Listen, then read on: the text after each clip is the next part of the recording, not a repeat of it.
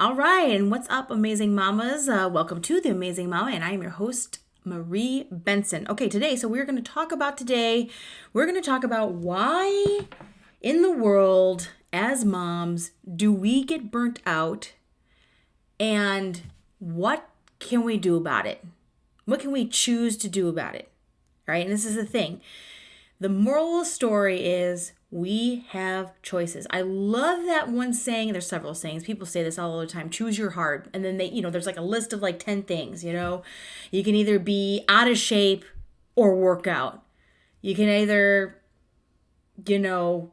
write the book or never write the book. There's always things. There's tons of things. So anyways, I want you to keep that in mind as we go through this list here. So I'm just going to stick to a list of 10 reasons why, especially as moms, we get burnt out. Okay? So I'm just going to go from 10. I'm just going to start at 10. All right? We do too much. And I know you're rolling your eyes at me. Duh. Okay? And here's the thing. Remember why we get burnt out. We're talking about why we get burnt out and what can we do about it. All right? What can you do about it? What can you do about it? Seriously, what's holding you back? Why don't you have better? Right? That's my moral all the time is like, I want to make lives better. I want to encourage all you moms to make your lives better. So we do too much. And this is what I mean by that. Like, obviously we have to do too much. We do. It's like a supernatural amount. It truly is. All right. It blows my mind. I just appreciate motherhood so much because I'm just like, you always like before you had kids, you probably like ask someone like, how do you do it? And they're like, you just do. And that is the real answer. That is the honest answer. You just do. It's a mythical, like, explanation that we cannot provide. Okay? And whatever, we just do. But what I also mean by this, that we do too much, is I'm actually thinking about our goals, our dreams, our second callings. Like our first calling is, if you're hearing this, first calling is motherhood, and you do love it. You love it. But there's something else there that you want to do. And this is like my theme. This is always my thing. This is what I do, okay? And what I want to encourage is you to answer that second calling. But when I say we do too much, we also, like, even when given the opportunity to not do as much, we are naturally gluttons for punishment. And we do too much. So what I'm saying is we've probably always done too much. And it's time for you to make that decision. Do you want to continue to do too much or do you not? All right. And it doesn't mean you like change everything. You have to make big changes. Impossible. You don't have to do impossible changes. I'm asking you what's possible. What's possible for you to change? What things are possible for you to change now? And what I'm specifically talking to again is that I'm circling back to the whole second calling, like something else, maybe another hobby, a hobby that it's like you. It's like you, that puts you into your you time and hopefully makes you some cash. Hopefully makes you some serious extra cash on the side, okay? So what do I mean by this exactly? I mean, like, so what I have, like, I talk about this all the time, shiny object syndrome. Like, there's so much I want to do. There's so much I want to learn. There's so much I want to help with. But, especially now, I can't, and nor do I really want to do it all. I mean, I do, but I don't, because I want real results. And so by saying that, I have to make a choice on what ambitions I will chase. So that's really what we're going to right now. I mean, yes, we can talk about you doing too much, and we will talk about that. We'll circle back to that at the end here if I remember. But the thing is, when you are pursuing your second calling and you're trying to make some extra cash, and hopefully you're doing that with something that you like truly love to do. So that's not work. It's not work, and it's not taking more energy really from you or your day. All right. So if you are someone who has a lot of ambitions, I challenge you, I encourage you, I suggest that you start something called an ambitions journal. So like, let's say you want to learn a new language, and you want to write a book, and you want to start a business, and you want to, I don't know what, start a second business, or you want to go on vacation. I don't recommend you doing those all right now. But I know that we have to put those things someplace to we have to feel like they're being held someplace, like they're not going away. And that's really important. So that's why I have started an ambitions journal. So you write down all your ideas of things you'd love to do, your $1 million ideas, all of them, or just anything. Could be vacations, could be dreams, could be just, like I said, businesses, side hustles you want to start. And you put them, and you can keep adding to this. This isn't a one-time thing. And then you circle back and you narrow it down to like the top 10 things that you want right now. Right now. Don't worry about if you can have it right now. I'm not asking if it's possible to have right now. I'm just saying pick the top 10 things. And then I want you to narrow them down. Well, not narrow them down, but I want you to number them 1 through 10. 10 being the most important to you. And I would recommend picking number 1 as the thing that excites you the most. All right. So we do too much, moms, and we have to respect and understand the seasons of motherhood in general, but this like seasons of motherhood, depending on the age of your little one or little ones, and how that all is working out to you. Like we do have less time to do whatever we want. So we have to be wise and strategic about using our time. I know people want to get mad at this. I know that you want to say it's unfair, and maybe it is, but it's the reality. And we can either choose to fight it or say, okay, these are the cards I have right now. Maybe not forever, but this is the time frame I have. And however small or big that is, take advantage of it. Take advantage of it. I'm not saying I don't have my mindless shows I don't watch, or a game on my phone that mindless game on my phone that I play from time to time. But like a few minutes in to like my precious free time, I always this question comes up, and I've practiced this question coming up. I've challenged myself, and now it's become natural for it to just pop up automatically in my mind, like minutes into, mindless activity. And I ask myself, do I want to spend my time doing this? Or do I want to spend the next 5, 10, 20, 30, whatever it is, hour, whatever it is, whatever I can find, okay, because it's not always consistent, doing something that makes my life better. Who do I want to be? What do I want in a month from now, 3 months from now? Maybe that's working out. Maybe you want to lose 5 pounds. So what can you do now when you have free time to get to that goal? All right. Okay. So that was just 10. That was just one of them. All right. We do too much. And on top of that, I want to encourage you, again, ask yourself, once you get to that, your most energetic, desire to get accomplished, to do for yourself. All right. Things to work on in your free time. All right. Then you ask yourself, if you think it's impossible, then you ask yourself, how can I make it possible? Can you break it down into many little pieces so that it's manageable for a mom? If you're someone who wants to start a business, well, have you got your EIN number? Have you named your business? Have you got a, business bank account? You can do those things in pocket, and small progress is progress. Don't undermine that. If you do, time is going to tick by. That's all it does, right? So we need to wise up. We need to forget the fact that it's unfair. There's so many things in life that are unfair, right? We got to forget that. And we just got to do, okay, this is what I've got right now. What am I going to do about it? So, maybe that means delegating more. Maybe that means outsourcing more, hiring a house cleaner if it's available to. And to me, I'm asking myself, I can't afford that. I can't afford a housekeeper, someone to clean the house. I can't, but that's not my first question. My first question is how? How can I afford that? I'm going to start a business. That's my solution. Yours could be something else. Okay. All right. So I recommend that. Challenge yourself. How can you delegate? All right. If you don't want to pay anybody, how can you delegate? If you have others, little ones, can you give them something small to do? Bet you they'd like it. All right. If not that, how about your partner, your spouse, your husband, okay? And if that's not going so well, what can you have less of?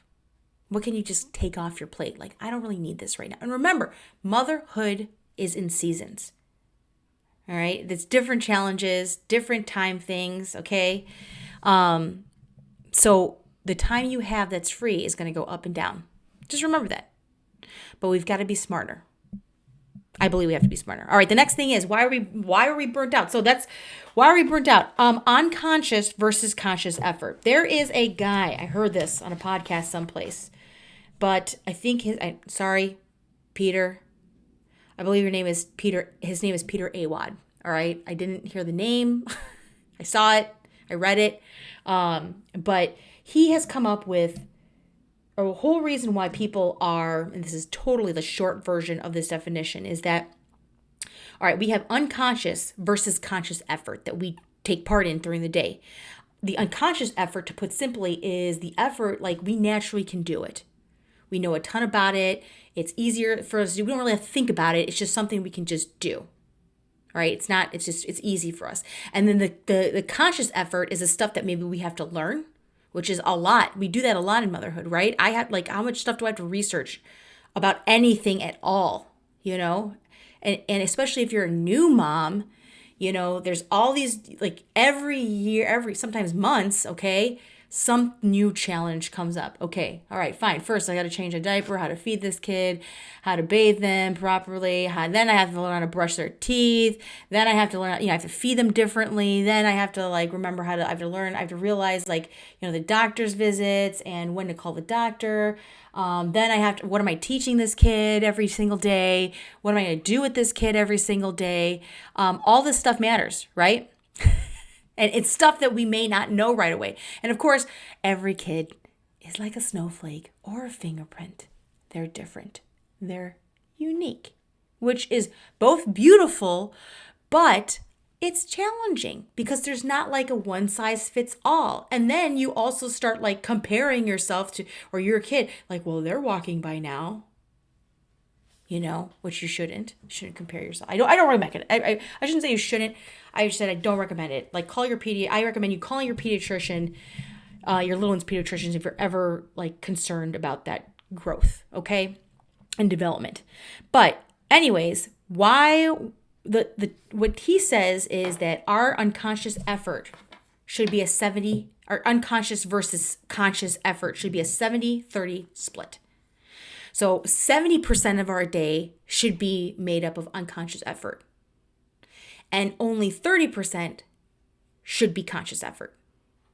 And I'm yeah, that makes a lot of sense, right? Because when I was becoming a new mom, when I was starting a business, there were a lot of things I didn't know about. Now, that didn't stop me, right?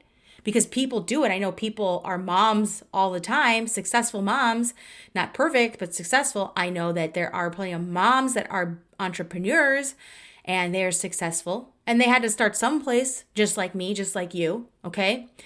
So why was I so burnt out? Because sometimes it's because of the conscious effort of learning things.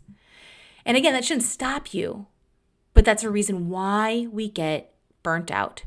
So what I'm saying is, if you're starting to get real tired, give yourself a break. You shouldn't be trying to learn something new every single day, every single moment. I mean, if you're not getting burnt out, that's one thing. But if you are, consider, okay, where can I kind of pull back on? Where can we kind of pull back on? All right. So unconscious versus conscious effort. That was just a shift for me. I was okay, this makes sense. The next one. I know it's counting down, but now I'm going to count up. This is the third one. We are not answering our second calling. So, some people might call this identity loss of identity, loss of who you are outside of motherhood or before you were a mom. And it's a big deal. This is a real thing. Okay? So we are not honoring or answering or validating our second calling. And again, I know I look at motherhood as there are different seasons. Like you come home from the hospital and you're a new mom, yeah, you probably don't have time for yourself. But it will not be like that forever. Okay, it won't. And those are the times you've got to think, and maybe not even right away, like not even like the first 6 weeks, 8 weeks, whatever it is, but maybe a year, maybe you wait till whatever it is you want. Depends on you and what you want. There's no like rule book to this. But you're probably shaking your head right now like, yeah, like I don't have any time for me. And I'm feeling kind of bogged down, and all I do is work for this little one. And I get it. Okay? But it's just like in What About Bob? It is oftentimes it's about baby steps, and you you must pick your hard. If you don't, I know as perfectionists, which often moms are, you want like all or nothing. It's like you have to be able to sit down and I was like this for sure, where it's like I need to be able to sit down like the whole day and to be able to get through an entire project. And I had to come to terms with that's just not available to me anymore. Not right now, okay? And so I started writing down plans. Like, okay, how can I break this gigantic task into smaller, very manageable tasks? And then as I had time, I just kind of went down the list and started checking out things. And I found myself moving forward. And some people are like, well, how fast were you moving forward? Were you getting this done? And I'm like, I don't care. I'm moving forward. I don't know. I didn't even think about that. I'm not really like that statistics kind of gal. I'm kind of like focused on what I need to do. And let's do it because that's all I have time for. Not just physically, but mentally and emotionally. That's a thing. That's a thing that you should recognize and implement. Okay? So we're not answering our second calling. That drains us. A lack of our own identity drains us and burns us out. Some people call this me time, right? Some moms call it like time for mom. What am I doing? And it looks the same. Like, what can you do for self-care? Some people call it self-care. Because whatever it is, it's nurturing. You have to use some time to nurture. And now here's the kicker, and some of you might trigger this. When you do have free time, are you using it to scroll social media or watch videos that are just not like serving you and really like doing something to get you to your dream life? And I know it's hard. I'm not judging.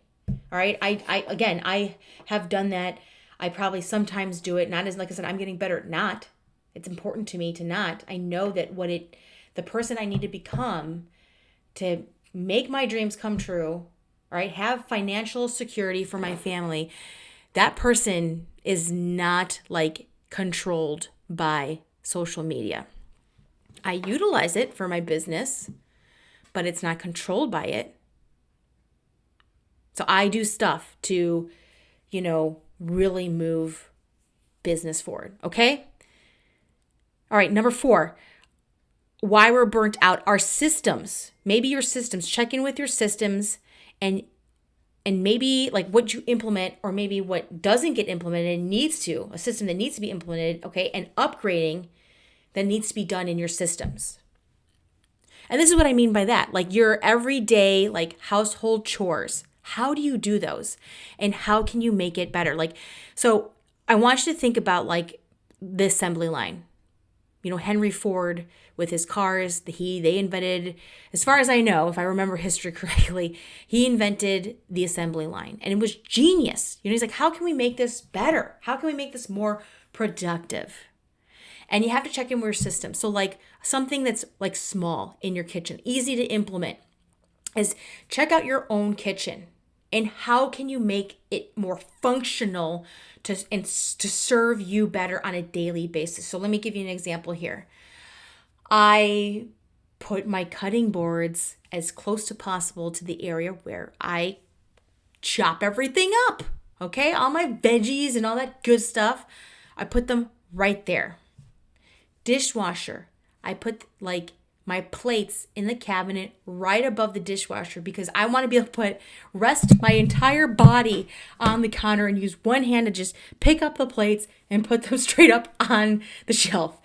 Okay? Same thing with the my utensils, okay, our forks and knives and whatever. I just want to be able to like open the drawer and just physically boop, boop, boop. That's a system that works for me. All right. Same thing with like the cooking utensils. Those are next to the stove. All right. What else? Coffee cups are near the coffee machine. Tea cups are near the kettle. Okay. Dog snacks are farthest away from the kitchen as possible.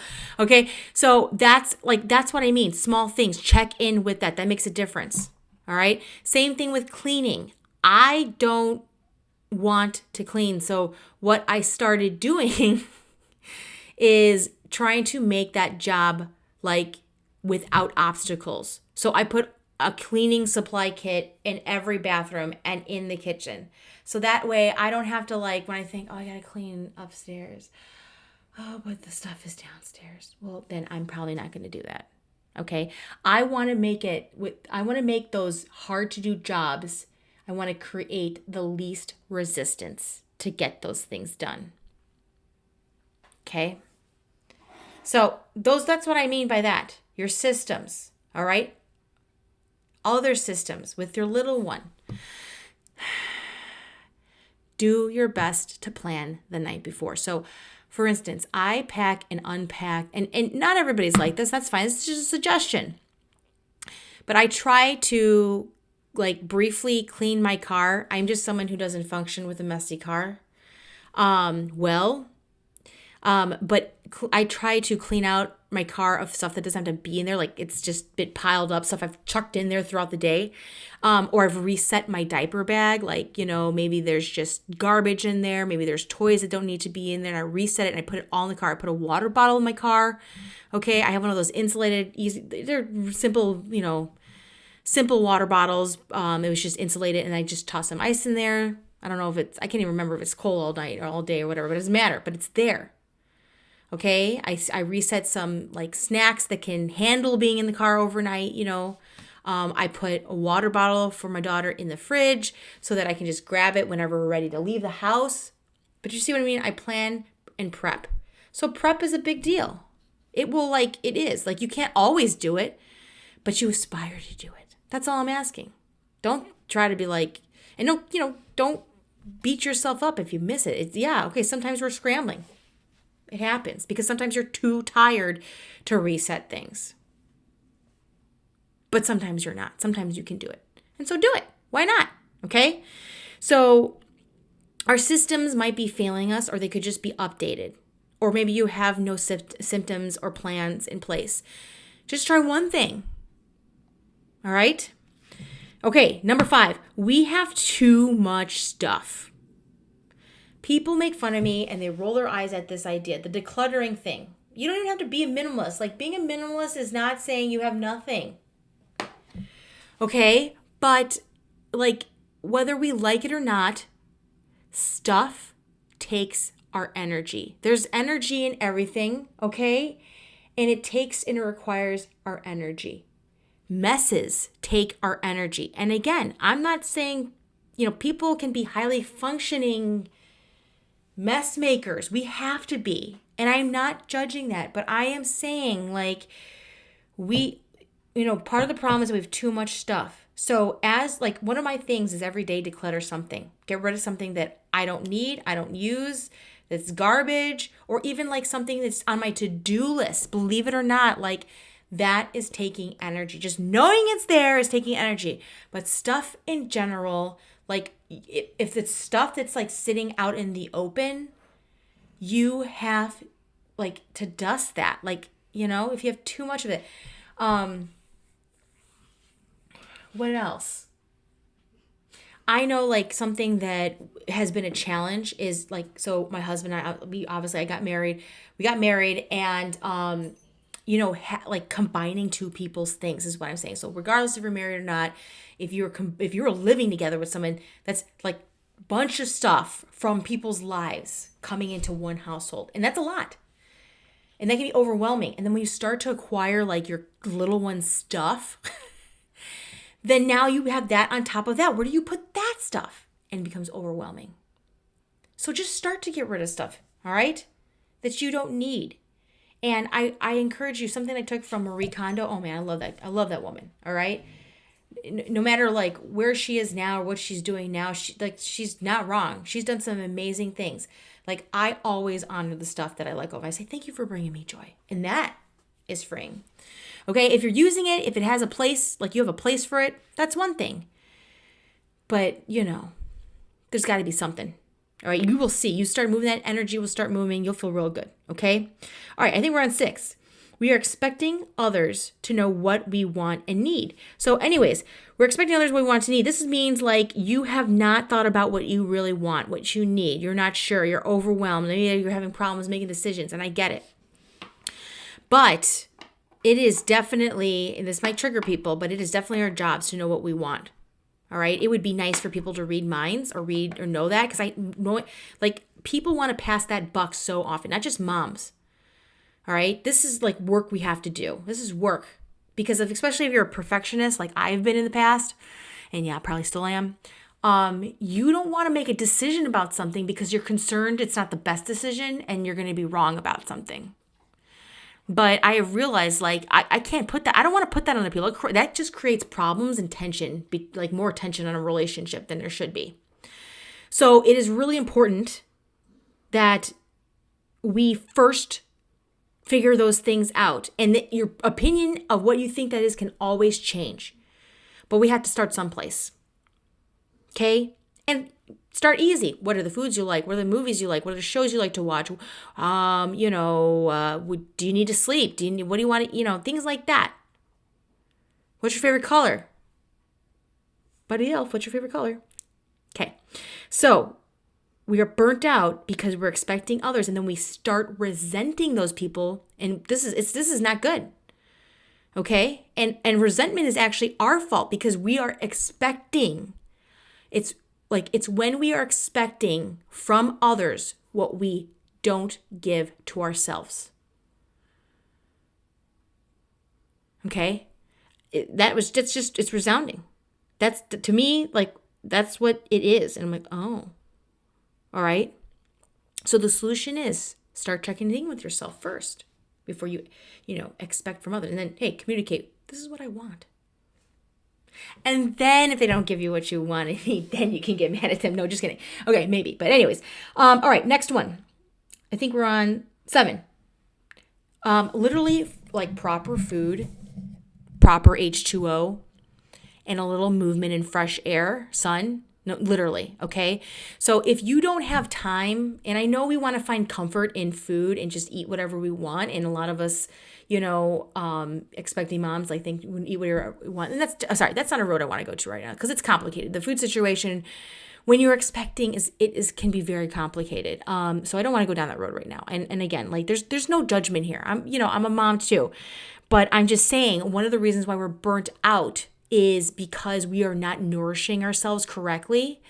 And it doesn't even mean like, let's go overboard. Like I'm not asking you to bodybuild and eat 50 times a day, eat like a bunch of protein. I'm not a registered dietitian. I'm not your physician or anything like that. But it's like, we're human beings. We're a machine and we need to fuel our bodies correctly to feel good. So if you're not feeling good, you should check in with your diet and water intake. And are you getting fresh air and a little sunshine? Because vitamin D deficiency is a big deal for anybody, but for females. And then are you getting any kind of exercise? And again, I was a PE teacher, right? People underestimate walking or stretching. So check in with your doctor, and if there's you should be getting blood work and stuff done. Should be taking care of yourself and making sure you're okay. But I am going to start with the basics of vegetables, protein, and again, it depends on your weight. I'm not a registered dietitian, so I don't want to give you anything specific at the moment. But those, and water. I will say this: half your body weight in fluid ounces every day. It can be tough, but that's a solution. Okay? All right. The number 8. Yeah, 8. motherhood is an astronomical amount of new things that we have to learn and then do. So just acknowledging the fact that you are now required to be a superhuman, and you are, don't get me wrong. Like, we are actually more ready for it than we think or maybe want, right? But we are actually equipped, and our brains and our minds just don't know it. We just haven't seen it ourselves. We haven't experienced it ourselves if you're a new mom, okay?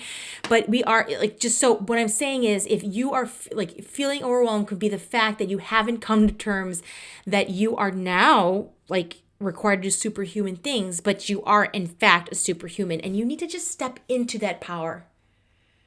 You need to step into it, and you can, bit by bit. Might not always be pretty. You might make mistakes, but you just do the best you can. Lean into your pediatrician. Lean into the pediatrician. That is what they're there for, okay? So, all right. That validation to yourself is a huge deal, all right? Niner. Is that a niner in there? Okay. Lack of recognition and validation can be a big burnout reason. And that's, again, from yourself, from others, from yourself, okay? It's just, and you might have to ask for it. Can I get a little, and you have to act like, what does that look like for you? If you've ever read the 5 love languages, if you haven't, check it out from your library, all right? I'm sure they have it. It's a popular book, okay? Check it out from your library, and, how you receive love, and it is different, probably different from, or it's unique, okay? I use that word unique because that is just such a lovely way to explain that, okay? And you should be able to know that, and you should be able to, you can use that to communicate to others like what you need to bring you joy. All right? And this, let me give you an example of this. So let's say it's somebody's birthday, all right? Or just let's say it's your birthday. And then, no, let's say it's a friend's birthday. And anyways, you get him a present. Let's say you get your present, your friend, some cupcakes. You get them some red velvet, delicious cupcakes. And then they tell you they're not happy with you. Or you see them just sitting on the table, never eaten. Okay? So you love red velvet, but the truth is your friend doesn't love red velvet cupcakes. I know some of you are like, what's wrong with you? Okay, it's not my favorite cupcake, but I would eat it, all right? It's not my top favorite. But anyways, so you've got to figure out what you like first, all right? I actually go over this in the Amazing Mom Academy in depth. This is like a big deal. But anyways, this is like lack of recognition. I'm going to circle back here, and validation. And again, it has to start with you. You have to do this for yourself first before anybody else. And if you're not getting it, so first check in with yourself, and then give yourself that recognition and validation, whatever that looks like. Maybe you celebrate, maybe you treat yourself to something. All right. And then after that, if there's someone in your life that you need more of this from, then you have to not only ask for it, but you have to be specific. Be specific. What does it look like? Otherwise, you're going to get something random. Okay. Mystery appreciation could be good. But don't you want to be great? Okay. And the last thing on the list I have, why we burnt out, is our own lack of self-control and self-discipline. Yeah, I'm kind of putting it on us, right? This is maybe not what you want to hear. But if you truly want to get better, if you truly want a better life, this is what it takes. This is war. This is war. So we need to get better at doing that. Okay. And again, that means like when you have time to rest, maybe you don't sit on your phone, or maybe you set an alarm. Maybe you give yourself, all right, I'm going to play this game for 5 minutes. Okay. I'm going to scroll social media for 5 minutes. Okay. I'm going to watch this movie for 5 minutes, and then I'm going to turn it off, and then I am going to close my eyes. Because when we do that, when we put our little ones down for a nap, and then we've been scrolling the entire nap, and then you suddenly hear, mama, or cries or whatever. And then now we suddenly shut off the phone really quick and we want to go to sleep. But that's what I mean. That's the self-discipline I mean. I kind of talked about before, start being really wise. Start picking your hard. What's your difficult thing? All right. Would you rather, use the time to rest, get the rest that you so desperately crave? Or would you rather, I don't know what's difficult about those, missing out on having mindless time? But sleep is mindless time, right?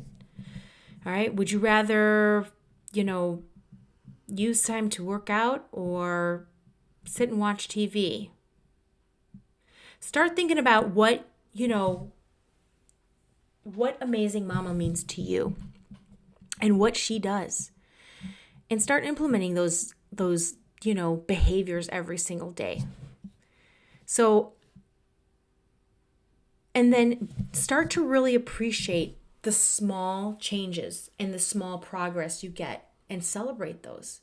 Because I guarantee if you celebrate the small things, you're going to start doing bigger things. It's going to snowball. Okay? So, these are 10 reasons why we're burnt out as moms. And I encourage you, I'm going to leave you one last thing, okay?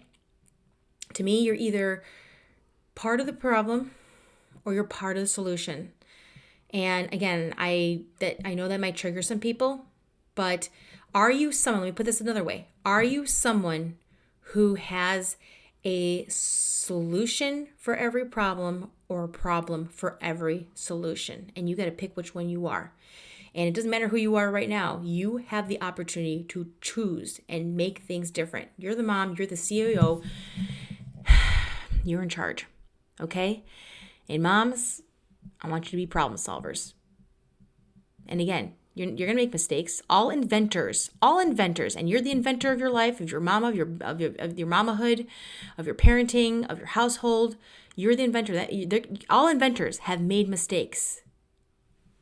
But they just think of it as that's another thing that, okay, this is not working. Let's try something different. Just keep going. Be relentless, moms. Okay? Keep searching for that shift.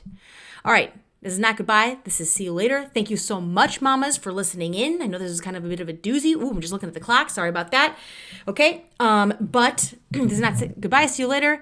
And thanks for listening. Thanks for your time. Till next time. Signing off. This is Marie Benson.